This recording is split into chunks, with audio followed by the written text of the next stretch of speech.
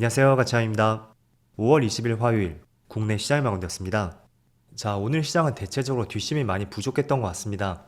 사실상 어제도 비슷한 흐름이었고 오늘도 마찬가지였던 것 같아요. 하지만 그래도 2600포인트를 계속 지지한다는 것이 저는 조금은 긍정적인 신호로 보고 있고, 아무튼 이틀 동안 2600포인트를 지켜주었던 만큼 내일은 보다 좋은 흐름이 나오길 한번 바라보겠습니다. 그래서 코스피는 전날과 비슷하게 마무리되었고, 코스닥도 빨간불이 들어왔지만 특별한 상승이 나왔던 것은 아니었습니다. 그리고 시총 상위 종목들을 보면 반도체 관련주는 소폭의 빨간불이 들어왔고, 또 2차전지 관련주가 오늘 굉장히 좋지 못했습니다. 뒤에 가서 설명을 드릴 테지만 2차전지 관련주하고 조선주 이쪽의 낙폭이 조금은 돋보이는 것 같고, 원전 관련주인 두산에너빌리티 이 종목은 시총 상위 종목으로 올라왔죠. 그리고 코스닥도 마찬가지로 2차전지 관련주 에코프로 그룹주의 급락이 있었고요. 그 외에는 몇 개의 종목을 제외하고 대체적으로 빨간불이 더 많이 보이는 것 같습니다. 그리고 코스피 수급을 보면 오늘까지 외국인의 이틀 연속으로 순매도가 이어지고 있고, 또 반대로 코스닥은 모처럼 양매수가 들어왔습니다. 그리고 삼성전자 오늘은 외국인만 나홀로 순매도가 있었고, 그렇지만 규모는 많지 않았습니다. 그리고 SK하이닉스 이 종목은 오늘도 외국인의 순매수가 들어왔고 무려 7거래일 연속으로 순매수가 이어지고 있습니다. 그리고 이번 달만 놓고 보면 하루죠. 5월 9일을 제외하고 계속해서 외국인의 순매수가 이어지고 있습니다. 그리고 두산에너빌리티 이 종목은 외국인의 매수세가 점점 강해지고 있고, 오늘은 기관도 소폭의 순매수가 들어왔죠. 그리고는 한 차례 급락이 나왔던 하나솔루션 오늘은 기관 쪽에서만 나홀로 순매도가 있었네요. 자, 그럼 이어서 주체별 매매 동향에 대해서 살펴보도록 하겠습니다.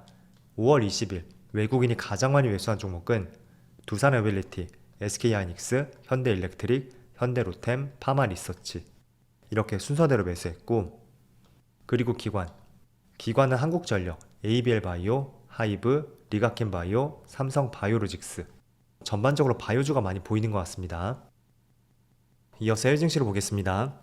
전날 미국 증시의 출발은 그렇게 썩 좋지 못했었지만 다행히도 종가는 많이 회복하면서 마무리가 되었습니다. 아시겠지만 장 초반에는 신용등급 강등 이슈가 있었고, 그 때문에 나스닥도 크게 개파락으로 출발했습니다. 마이너스 1.4%로 출발했었고, 하지만 종가상으로 빨간불로 돌려 세웠습니다. 그리고 S&P 500 마찬가지로 비슷한 흐름이었었고요. 다우지수도 비슷한 흐름이었죠. 그리고 반도체도 마찬가지로, 물론 종가는 파란불로 마무리가 되었지만 시가는 무려 마이너스 2.2%였거든요. 그래서 그걸 생각해보면 상당히 많이 돌려 세웠다 라는 것을 알 수가 있습니다. 그리고 아시아 증시도 그렇게 튀는 흐름은 나오지 않고 있고요. 일본 증시도 보합권이죠. 또 대만도 마찬가지고 중국 증시도 마찬가지입니다. 그에 따라 코스피 코스닥도 마찬가지로 장 초반 흐름보다는 아니지만 그래도 다소 무난한 흐름이 이어지고 있습니다. 우선 오늘 특징적인 한 가지 업종이 있습니다. 지금 보시면 재생에너지, 태양광 에너지 관련주가 크게 급락을 하고 있고, 하나솔루션이 6% 급락이 나오고 있죠.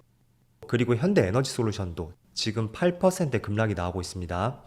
그리고 관련주에서 볼 수 있는 것이 바로 2차전지 관련주예요. 지금 에코프로 그룹주도 마찬가지로 신저가를 경신했고, 에너지솔루션도 마찬가지죠.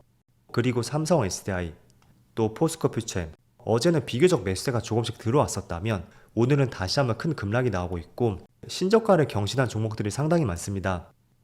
자, 일단은 태양광 관련주하고 2차전지 관련주 제가 세트로 말씀을 드릴게요.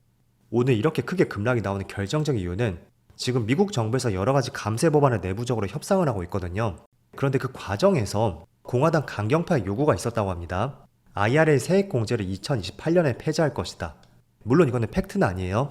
그때 폐지할 가능성이 제기가 되었고, 기존에는 2032년이었거든요. 그러면 무려 4년이 앞당겨지는 거예요.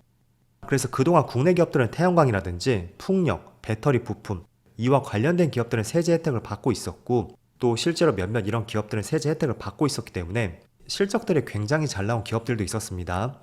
그런데 그런 부분이 당겨진다는 것은 굉장히 큰 리스크로 작용이 될 수도 있고, 그런 부분이 아무래도 오늘 시장에 큰 영향을 미쳤던 것 같습니다. 그래서 대표적인 업종이 2차전지 관련주하고 또 재생에너지, 친환경 쪽이죠. 특히 태양광 쪽. 이쪽이 오늘 주가적으로 가장 타격을 받았던 것 같습니다. 하지만 아직까지는 2028년에 폐지가 된다는 것은 확정된 사항은 아닙니다. 그리고 저는 2차전지 관련주하고 태양광 관련주 여기는 살짝 구분을 할 필요가 있다고 생각이 돼요. 일단은 2차전지 관련 업종 그동안은 테슬라와 주가에 밀접한 연관성이 있었다면 지금은 결코 그런 흐름이 나오지 않고 있습니다. 그리고 우리가 생각하는 2차원지 업종을 떠올려 본다면 업황 자체가 굉장히 좋지 않다는 거예요. 이런 보조금이 있다고 해도 가장 기본이 되는 것, 업황 자체가 좋지 않다는 거죠. 자, 잘 생각해보면 우리가 뭘 따질 때마다 가장 기본기를 중요시 보고 있잖아요. 공부를 할 때도 마찬가지고 또 스포츠를 할 때도 마찬가지입니다. 그 기본기가 가장 중요하다고 할 수가 있고, 그런 관점에서 저는 업황을 주가를 올려주는 그 기본 베이스라고 보고 있습니다. 그런데 아직까지 2차원지 쪽은 그 기본 베이스 자체가 굉장히 어둡다고 판단이 되고, 반면에 태양광 에너지 관련주 이쪽은 조금은 성격이 다르다고 생각이 돼요.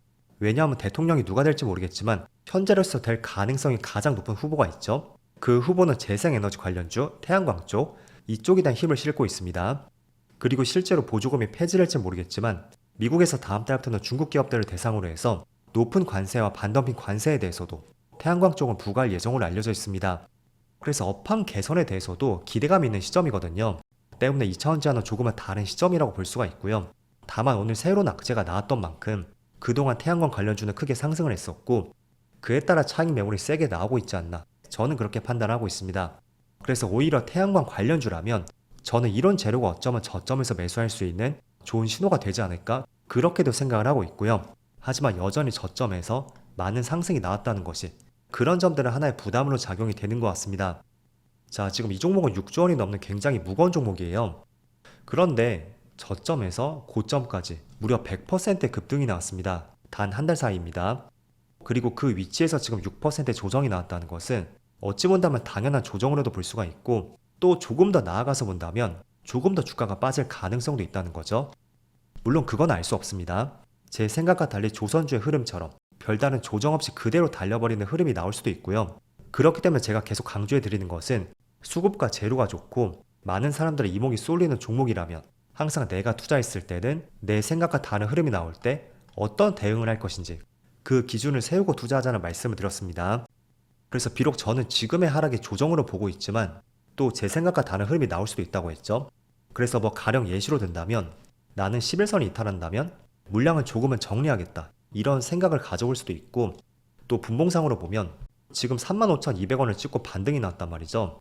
직전 저점을 이탈하면 일부 물량을 정리하겠다, 그런 계획도 세워볼 수가 있습니다. 그리고 조금은 길게 본다면 34,000원 부근, 자 여기를 보시면 5월 초 당시에 그때 몇 차례 저항이 되었던 부근이었거든요. 그래서 그 저항 부근이 깨지게 된다면 나는 그때 일부 물량을 정리하겠다, 그런 다양한 전략들을 세워볼 수가 있습니다. 그래서 전략은 한 가지로 정해져 있는 것이 아니니까 가장 중요한 것은 내가 매수를 했다면 어떤 기준을 세우고 대응할 것인지, 그런 생각들을 꼭 한번 먼저 해보자, 이런 말씀을 드리겠습니다. 자, 그리고는 원전 관련주도 굉장히 좋은 흐름이 나오고 있습니다. 한 가지 부연정의 기사를 보면 차기 정권 창출에 유력한 체코 야당이 있거든요. 그 야당에서도 한국의 원전을 지지한다는 표시가 있었고, 또 최근에 분쟁이 있었던 웨스팅하우스에서도 한국을 지지하겠다는 발표가 있었습니다. 자, 그래서 그런 부분 때문인지 오늘 다시 한번 원전 대장주 두산 에너빌리티가 크게 급등을 하고 있고, 다시 한번 52주 신고가를 경신했습니다. 그래서 지금 37,000원을 돌파했는데 지금은 막연하게 따라붙기에는 굉장히 위험한 자리죠. 그래서 아래 구간에서 보유하신 분들이라면 저는 굉장히 축하한다는 말씀 드리겠고요. 또 제가 만약에 3만원 아래에서 매수했고 그대로 홀딩하고 있다면 한 절반 정도 만족할 수준의 수익이 난다면 그때는 일부 수익 실현할 것이고, 나머지는 정말로 끝까지 한번 가져가 볼 것 같습니다. 어떤 흐름이 나올지도 모르거든요. 그리고 프로그램 매수도 계속 들어오고 있고, 아무튼 저는 굉장히 빠르게 수익 실현했지만 아쉬움이 상당히 많이 남는 것 같습니다. 자, 그래서 오늘 코스피의 전반적인 흐름을 보면 시초가보다는 시장 흐름이 그렇게 썩 좋지 못합니다. 하지만 과열 지표인 RSI 지표 있죠?